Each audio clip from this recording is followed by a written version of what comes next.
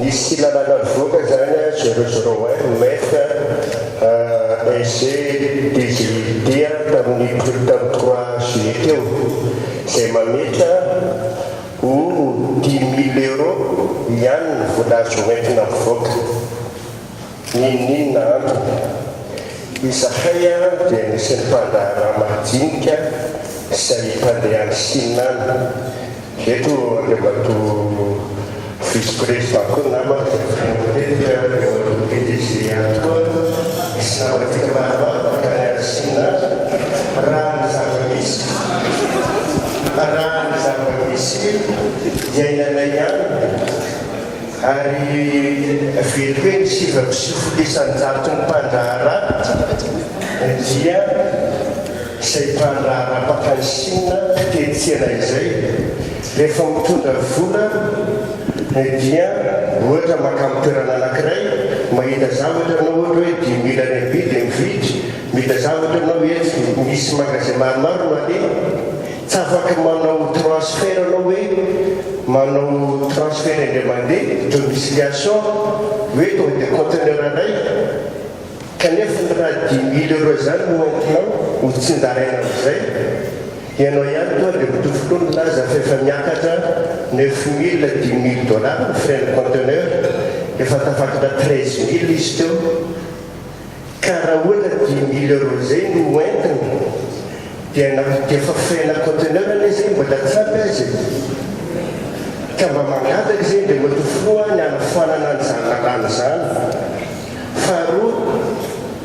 rehefa mandeha vato ihany koa ka misy vola tsy déclaré hatramin'izay ny zava-nisy dia 100 vola alainy douane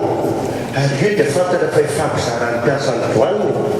3% ifampizaran'ny mpiasan'ny douane ny sisa lan'ny DGC ny aty ambony aty izay mampalahelo ny mpandraharaha fa maninona re mitofo raha mbovana zanalany zany hoe masazela 5% na 10% ohatran'ny any amin'ny firenena rehetrarehetra fahatelo dia sosikevitra resaka ady amin'ny kolikoly ny lalàna misy amin'izao fotoana izao dia hoe mitovy ny sazy ny mpanome vola sy ny mpanay vola izay tsy misy vokana hatramin'izay satria betsaka ny olona ny victime manome vola sady tsy mahazo gain de cause izy mivery vola sady amin'azonao dia matofono fa tsy misy olona tianome vola izany mihitsy raha anao zavatra fa ohatra anao makana amin'ny domaine haka situation juridique anao rehefa tsy manome vola anao dia hoe miverena afaka ray volana tonga ny ray volana mbola tsy hita ny boky dikan'izay tsy maintsy manome vola anao dia mivoakenao le zavatra zay zany le tobotenany hoe tsisy olona tianome vola izany mihitsy teo nisy examen tany amin'ny resaka hoe magistrat dia naheno zao hoe 400 000 ans 300 000 ans zay voatafiditra zany efa miterinao dia matofo fa tsisy olona tianome an'izany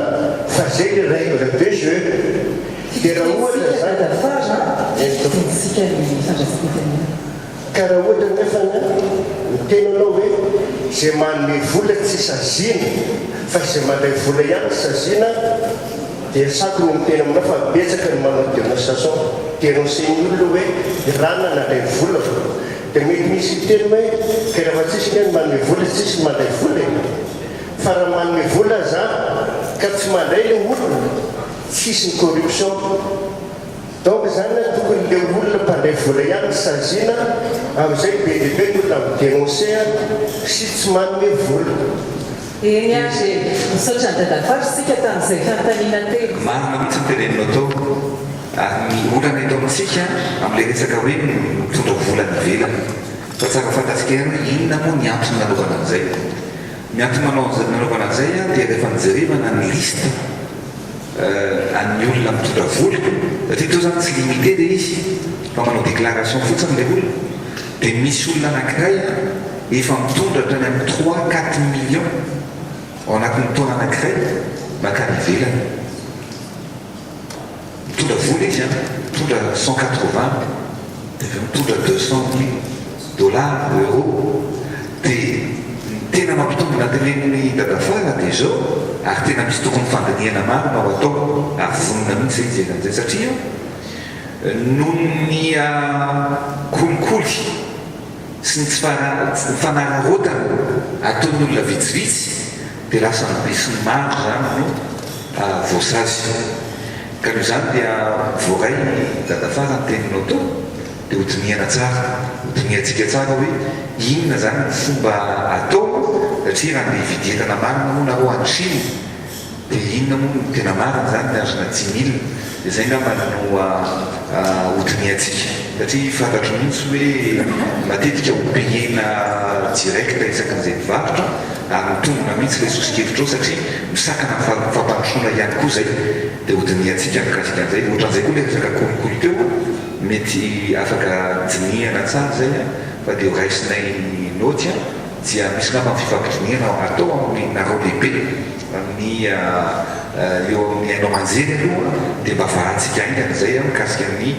tontolony serasera sy ny hainao manjery amin'ny fahafahana mitondra vola hividy entana any ivelan'izay